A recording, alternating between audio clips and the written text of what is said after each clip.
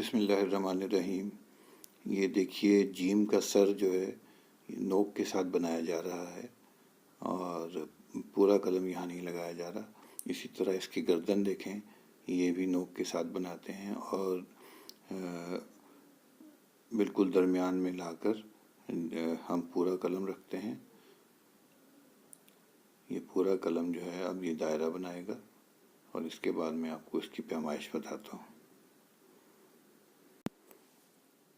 اب میں آپ کو اس کی پیمائش بتاتا ہوں۔